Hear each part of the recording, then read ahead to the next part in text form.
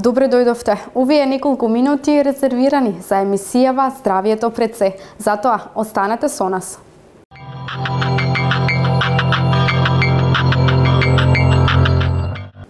Една од најактуелните теми е загадувањето на воздухот, вклучувајќи нарушување на белите дробови, срцето и крвните садови.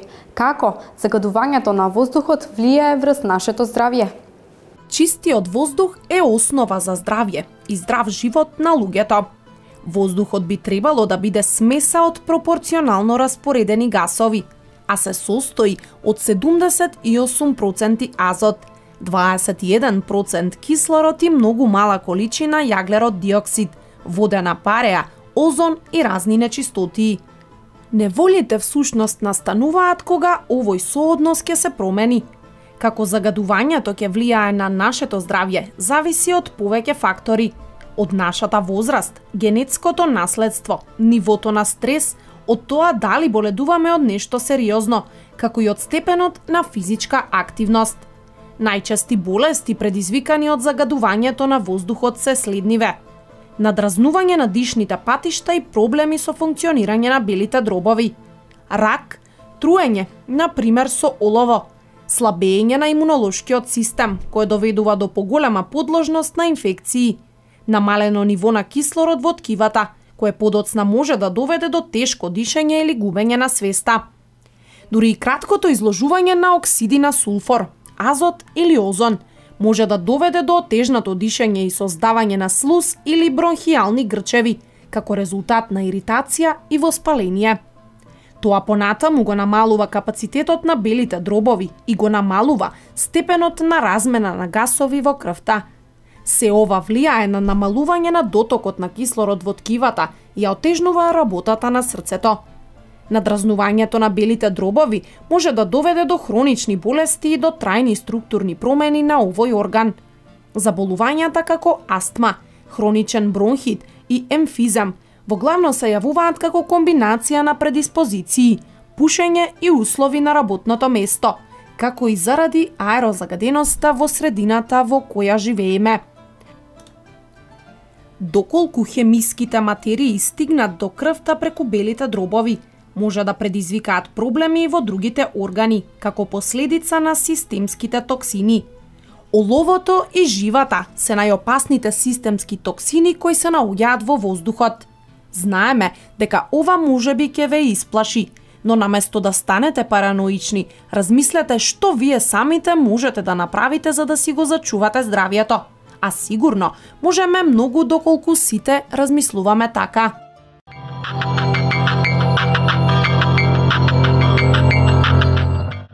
За болестите на белите дробови во одбрана на организмот од вируси нема поефикасен лек од ренот.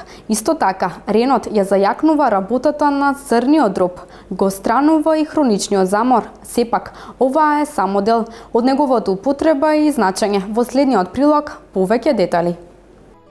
Иако многумина го избегнуваат поради лутината која ви ги насолзува очите и ви го запира здивот, ренот спаѓа во групата на многу полезни зеленчуци, чиј свеж корен може да се користи во текот на целата година. Освен што се користи изрендан и зачинет во исхраната, се применува и во козметиката, а неговите лековити својства се надалеку познати. За болестите на белите дробови, бронхиите и во одбраната на организмот од вируси нема поефикасен лек од сиропот од рен. Се прави на тој начин што во изренданиот рен ќе додадете мед, масата добро ќе ја згмечите, ќе исцедите густ сок на кој ќе му додадете малку вода и ќе го сварите. Повторно ќе го процедите и на крај ќе му додадете малку овошен сок за да го подобрите вкусот. Без оглед на неговата лековитост, треба да знаете дека повеќе од 80 мл сок од рен предизвикува повраќање, додека 15 до 20 грама семе варено во вода може да предизвика повраќање и диареја. Исклучителен стимулатор е на органите за варање, поради тоа што желудночните и цревните жлезди ја зголемуваат активноста и лачат повеќе секрет, а делуваат и на обновувањето на оштетените корисни бактерии во цревата. Во мали дози, сокот од рен ги уништува бактериите на салмонелата, дизентеријата и гнојните бактерии, а со пиење 20 капки 3 пати на ден ќе се ослободите и од проблемот на подуеност, диареја и забавен метаболизам. Исто така, ренот ја зајакнува работата на црниот дроб и жолчката и е препорачлив за изфрлање на камен и песок од бубрегот. За здравието на срцето и крвните садови се препорачува двомесечна терапија со мешавина од по 5 супени лажици рен и морков, сок од 3 лимони и 2 чаши мед. Оваа мешавина се зема 3 пати дневно, 1 час пред оброкот. Освен што е чистач на крвта, ренот ќе го отстрани хроничниот замор. Кашата ќе ви помогне да се ослободите од силната главоболка, а ќе ви помогне и доколку страдате од диабет. Со облоги од тинктура од рен ќе се ослободите од гнојни рани, болки и отоци, а ќе ги намалите и симптомите на реума. Освен што е исклучително здрав, тој ќе ве ослободи од пеги и исипување од сонце, мозолчиња и акни, благодарение на оцетот кој се прави на тој начин што 50 грама рендан рен 8 дена се чува во литар вински или јаболков оцет. Познавачите на кулинарството тврдат дека вака подготвениот оцет е исклучително вкусен зачин за салати. А ретко и која гозба може да помине без печење прелиено со сос од рен и кисела павлака, а карактеристична арома им дава и напушената риба, шунката, вареното месо, колбасите и салатите. Она што многумина не го знаат е дека ренот треба да се лупи на што потенки лушпи, а пред рендањето коренот треба да се остави да отстои 24 часа со цел да се сочуваат сите корисни состојки кои ги содржи.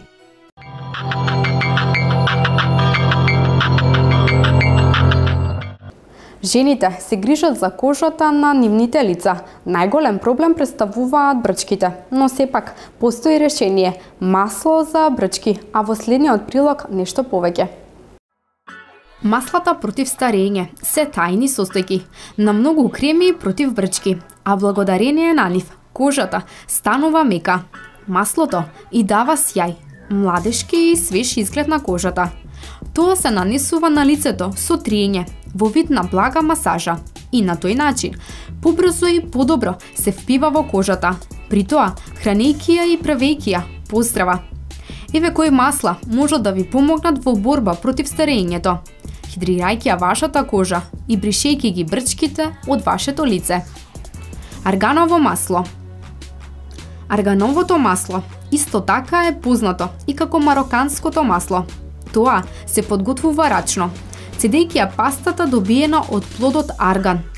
Богато е со олеинска киселина, витамин Е и бета-каротен. Покрај тоа, што освежува кожата и ја прави млада, ова масло е идеално за користење од страна на личности со сува кожа, бидејќи ги регенерира клеткелите и делува против воспаленијата. Исто така, тоа е одлично за нега на ногти и коса, а за тоа сведочи податокот дека мароканките со векови наназад го користат ова масло за разубавување. Масло од маракуја. Ова масло се добива со ладно цедење на семе. Тоа е хранливо масло, богато со масни киселини, минерали и антиоксиданси. Длабоко ја хидрира кожата и има регенеративен ефект. Високиот процент есенцијални масни киселини и својствата на антиоксиданси го прават овој производ идеален за третмани против старење. Витаминот С прави кожата да изгледа посвежо и посветло. Ова масло исто така е богато со полифеноли, а со тоа има и антистресно влијание на кожата, па може да се користи како замена за ноќна крема. Кожата во текот на ноќта се обновува, а хранливото масло го подобрува овој природен процес. Маслото од авокадо. Ова масло содржи витамин кој речиси самиот е доволен за помладување на сувата кожа. Витаминот Е во суштина е една од најважните супстанции кога станува збор за здравјето на кожата. Може да се користи секојдневно, а покрај помладувањето, тоа исто така е и добро средство за хидрирање на кожата. Кората од авокадото содржи материи кои задржуваат течноста во кожата на лицето. Така што, дури внатрешноста на кората може да се користи за масажа на кожата на лицето. Со негова помош може да се отстранат флеките или да се прави маска за лицето. Исто така е добар во борбата против некои видови рак и е силен антиоксиданс. Масло од кучешки трн. Ова масло и илјадници години било дел од народната медицина во Индија, Тибет и Кина. Оваа билка е погодна за негување на здравјето и убавината. Маслото од кучешки трн содржи повеќе од 190 хранливи материи, вклучувајќи го и витаминот С, чија што присутност е 12 пати поголема од онаа во портокалите. Тоа има највисок процент на ретки омега-7 масни киселини, а е единствено растително масло кое во својот состав има омега-3, 6, 7 и 9. Омега-7 масните киселини помагаат во борбата против брчките, сувоста и губењето на еластичноста на кожата. Бидејќи има ефект на хидрирање, тоа ги обновува келиите на кожата и е идеален за третмани против старење. Високото ниво на витамините Е и С делува на намалување на видливоста на брчките, а исто така ја затегнува и кожата. Масло од семе од калинки. Ова масло е одличен третман против старење. За добивање половина литар од ова драгоцено масло потребни се повеќе од 100 кг свежи семки од калинки. Ова масло има уникатен состав кој делува против воспаленија и ја стимулира регенерацијата на кожата. Исто така, тоа го стимулира производството на колаген и често пати се користи како состојка во луксузната козметика. Затоа што е густо и тешко, се препорачува да се комбинира со други масла. Масло од индиски смокви. Маслото од индиски смокви се смета како едно од најскапите во светот. Тоа се добива од малите семки на кактуси кои успеваат во топлите и суви предели. Тоа е многу ефикасно кога станува збор за третманите против старење. Поради високиот процент на масни киселини, ова масло ја чува еластичноста на кожата, го намалува губењето на влажноста и го забавува незиното старење. Содржи висок процент палмитинска киселина, која е одлична за хидратација. Масло од чија семе. Поради високиот процент на антиоксиданси, маслото од чија семе е совршен додаток за јадењето, што овозможува идеална нега на сувата кожа. Високиот процент на омега-3 масните киселини помага во одржувањето на младежкиот изглед. Исто така, тие се одговорни за интензивната хидратација на кожата, што овозможува помала видливост на брчките. Ореово масло. Ореовото масло е богато со витамини и минерали. Тоа е многу делотворно за кожата и ги намалува знаците на старење и ефикасно во борбата против брчки. Потребно е редовно да го користите и со текот на времето ќе ги отстраните брчките од лицето. Но исто така, ова масло е добро за сончање и за нега на косата.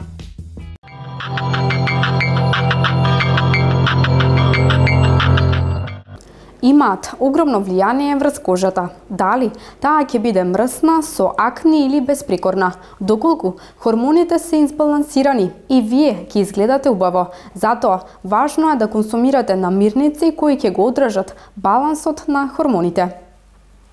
Речиси сите подеднакво уживаме во јадењето пица и чоколадо, особено доцна навечер.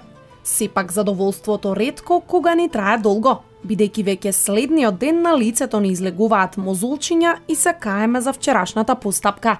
Сето ова е резултат на нарушувањето на хормоналниот баланс, кој нашето тело постојано настојува да го одржи. За да му помогнете во тоа, ова се намирниците кои треба да ги вклучите во секојдневната исхрана. Сладкиот компир, оризот и киноата го стабилизираат шеќерот во крвта и спречуваат нагло зголемување на инсулинот, создавајќи здрава средина за правилно функционирање на јајниците. Зеленчук од видот зелки, келј, карафиол, брокула. Овој зеленчук му помага на црниот дроб во метаболизирањето на естрогенот, главниот женски хормон кој го контролира менструалниот циклус и го задржува балансот на хормоните.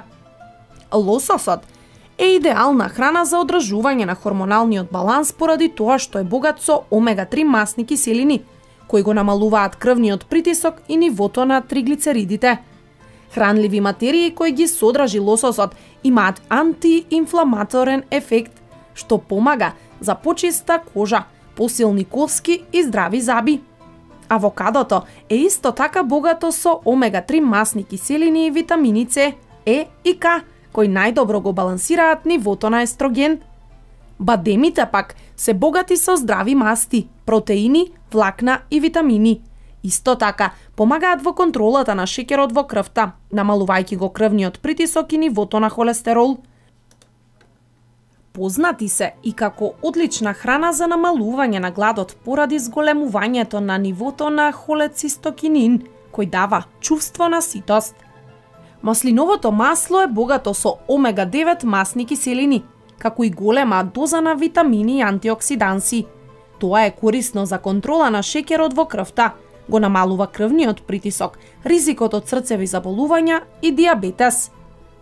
Пробиотиците, кои се содржани во јогуртот, влијаат на подобрувањето на цревната флора, преку стабилизирање на нивото на естроген, тироксин и фитоестроген, кои се особено важни за жените кои се во фаза на менопауза или пак ПМС.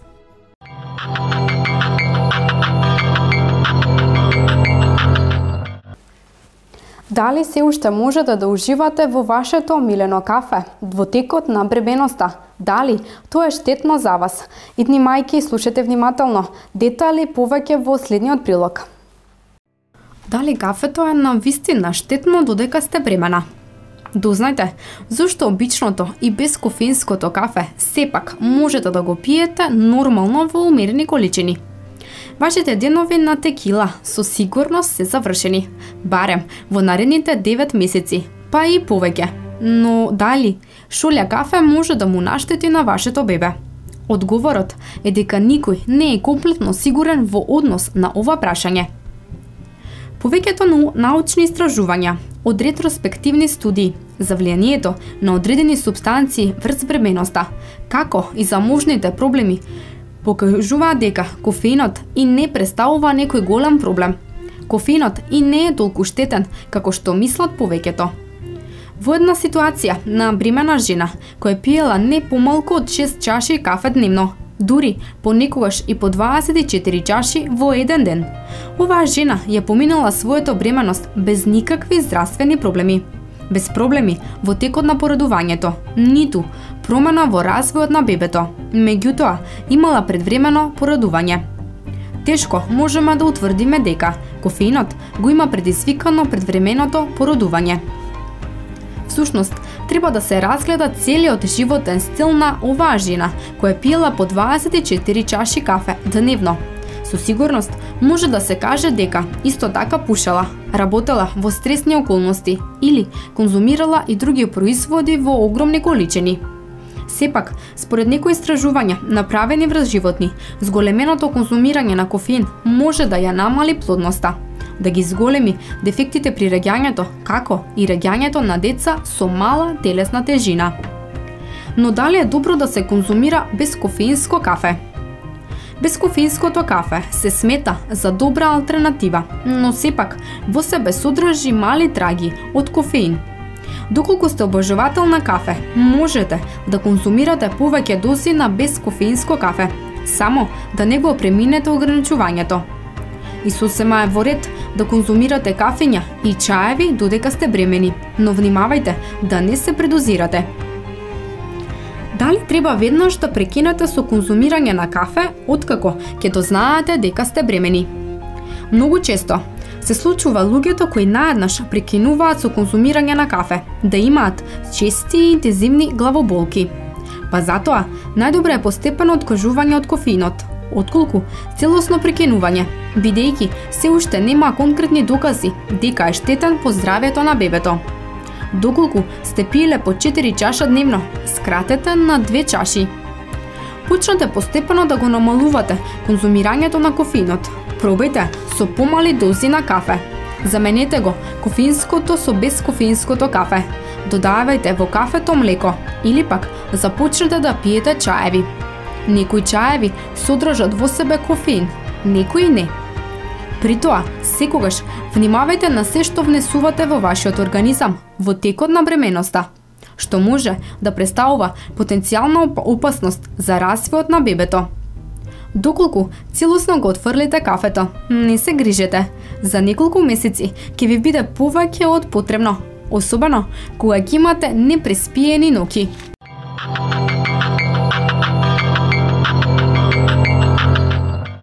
Тука завршува уште една емисија на Здравието пред се. Имавме една интересна и исполнета програма, а таква очекувајте и утре.